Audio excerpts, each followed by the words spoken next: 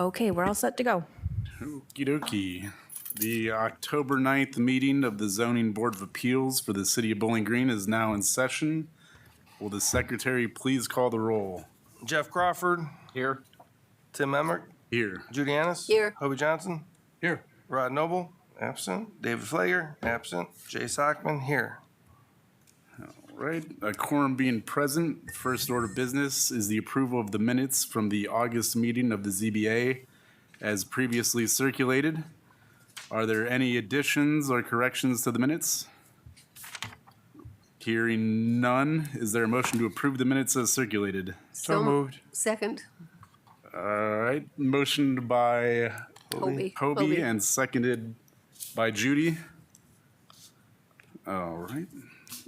All those in favor say aye. Aye. Aye. Aye. All those opposed, same. All right, minutes are approved. All right, before we begin, the board has established a few rules of procedure to help maintain order and acquire the necessary information for a proper decision. One of the duties of the ZBA established in the zoning code is the consideration of variance and the relaxation of regulations included in the code. Paraphrasing from the code, in certain situations where strict application of requirements would create practical difficulties for the property owners, the board may grant a variance. Further paraphrasing from the zoning code, in order for the board to determine whether strict application of the code would create practical difficulties sufficient enough to warrant the granting of a variance, the applicant must present credible evidence appropriately addressing the 7 criteria included in section 150.17B of the zoning code that may be relevant to their case. The board will consider the same criteria in making its determination. All applicants have acknowledged that they have reviewed those criteria. The Zoning Board of Appeals is a quasi-judicial body. Its primary function is to 1, hear relevant sworn testimony from the appellant and appointed agent or attorney and any other person who has standing to testify in a particular matter. 2, determine the merits of the request as it pertains to the City of Bowling Green zoning code with the most recent adoption on June 12th, 2023. And 3, issue a decision of finding of fact based on the merits presented and decision standards to approve, deny, or approve with conditions. The hearings are open to the public, but public comment will only be heard from a person who has standing to testify or their representative. A person with standing is someone who has substantial interest in the decision under the consideration by the board. A person with standing will be directly affected by the board's decision in a manner that is different from the effect on the general public. All testimony shall be statements of fact and directed to the board. Opinions, hearsay, and discussion are not considered testimony and will not be heard. The right to cross-examine is honored. However, the chair may interject to ensure cross-examination is conducted properly. Appeals of the decision may be made to the Wood County Court of Common Pleas.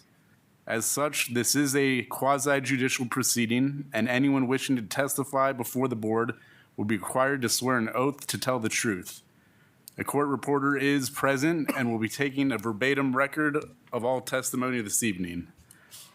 Cases will be heard in order as printed on the agenda. I will read the variance request, and the City Director of Planning will then give an overview of the request and applicable laws. The applicant will then be invited to present credible evidence citing reasons why strict application of the zoning code will result in a practical difficulty. That'll be followed then by questions from the board, and then we will have testimony from persons with standing wishing to support or oppose the request with statements.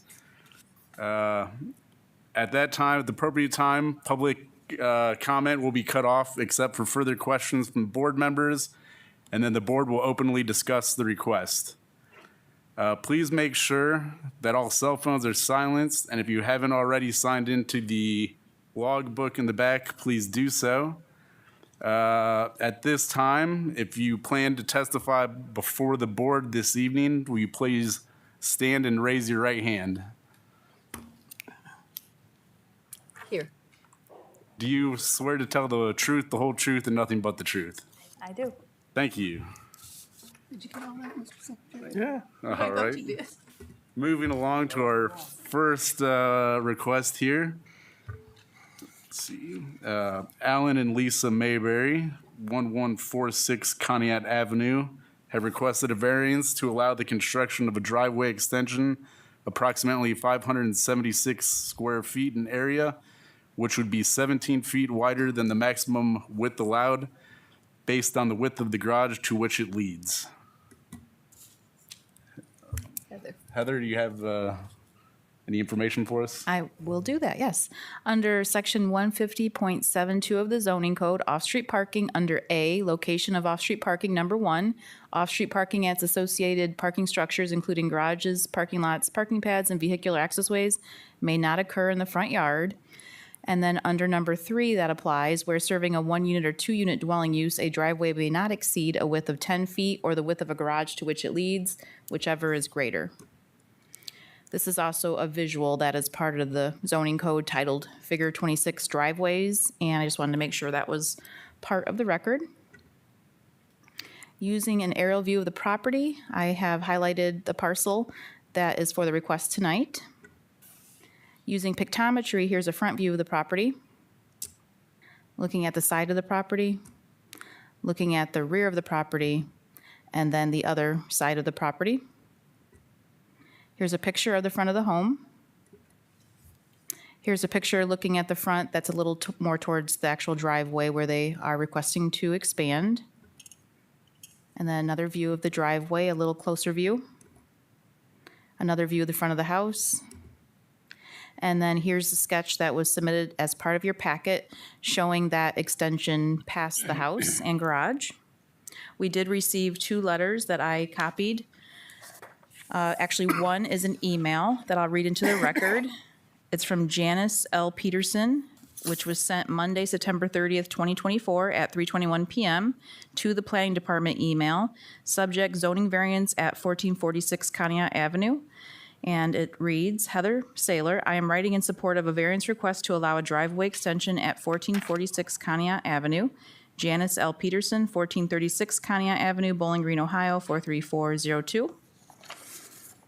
And then the letter was received on September 24th of 2024. And it is a handwritten letter, and it reads this way. Heather, Terry and I support this request. 1446 is the only single-car driveway in the block. It will help visibility up and down the street for backing in and out of the Mayberries.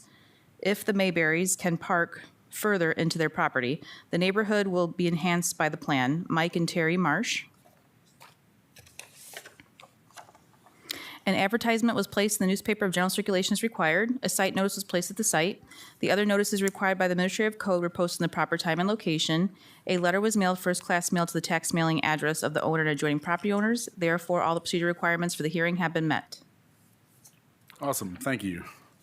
All right, this time we'll move into the comments. If you'd like to come up to the podium here, and if you could briefly explain to us for the board the reasons for your request, and remember that you need to find that strict application of the zoning code will cause a practical difficulty for you based on the 7 criteria that may be relevant to your case as provided to you and included in section 150.107B. Okay. Well, the reason we Would you please just state your name and address for the record? And I think you have to move Want your to pull the mic microphone down too? my name's Lisa Mayberry, and it's 1446 Conneaut Avenue here in BG. Okay? Yep, All thank right, you. so Go my ahead. reasoning now? Yes, please. Okay. We've purchased the home primarily for our son who is severely disabled, has a very rare condition, like 3,500 in the world, and it causes him to need 24/7 care by a provider. So there'll be people coming in, to start their shift, or they'll be there for their shift, and then somebody's going to come in to relieve them. And our son can't be, he functions between 18 and 24 months, and he can't be left alone because he's like a toddler, but you can't put him in a playpen because he's 33 years old. He's a grown man. So this would cause difficulty if somebody, it's more or less a single driveway with that little bit of the edge off the apron that you could see in the picture. And it makes it difficult for people to get in and out. If we're there, we'll be in the garage, so we wouldn't be able to get out. The caregivers can't leave him in the house alone, so they'd have to be jiggling cars around all the time. Sometimes there'll be an extra person there. For instance, the person who's watching him, the DSP, would be there, but the nurse might be coming that day to check on medications and sleep logs and things like that. The occupational therapist might be going there to help do some physical or some occupational therapy activities with him. Sometimes his case manager goes to make sure things are okay. Sometimes the provider is called ViaQuest. That's the person who provides the DSPs. They go in and check on things to make sure. So there could be a couple of cars there at a time. If they have a meeting, sometimes there might be even a couple more. So we'd like them to be able to, for their safety, pulling in and out, for Reed's safety, being watched. And we were told by the neighbors on each side of us, to the left, east and west, that if the driveway's all parked all the way to the end there, I guess the previous owner had done that a lot. They said it made it difficult for them to see to get in or out. Yeah. So we're just trying to make it safer, I guess, is so people can get in and out and Reed's not left alone. Another thing is you can't park out on Conneaut Avenue, so that's another problem. I mentioned the neighbors. Oh, some of the other neighbors, like right next door to us, they have this with the double driveway and then the, I don't know, the extra parking to the side, Extension, whatever you yeah. call that. Right next to us, he has one, and across the street and to the east are two more houses that have it. Yeah, most all of them do. Yeah, I they do. drove- And Mike Marsh made that pretty clear in his letter. That was nice of him. Another thing is if people are having to park way up there, just off the, I guess it's called an apron, Yeah. it probably could, during the snowy season, get snowed in, plowed in, so that's another difficulty. Any questions about it? Any of that? Does anyone have any questions for? Nope, thank you. You can have a seat. Is there Okay, any thank you. discussion? I make a motion to, I was gonna say, I don't think there's any, No, I think any we're all- question that this is not a, All right. I agree. So we have I a make a motion motion. Yeah. and I'll second it. and a second. All right, Ms. Secretary, we call the roll? Jeff Crawford, Yes. Tim Emmert, Yes. Judy Annis. Yes. Hobie Johnson. Yes. Oh, Jay Sockman, yes. Your request for your variance is granted. Thank you.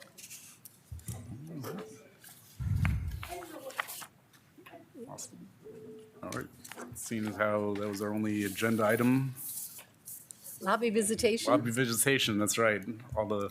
I have some visitation. I Okay, just all want to right. remind everybody that this coming Saturday is the meeting at the Veterans Building for the group that is trying to do something about the lack of houses in Bowling Green. I believe it starts, help me with this, Heather, 9:30, I think. I think 9 maybe? 9, and it goes until 3, and they're serving breakfast and lunch.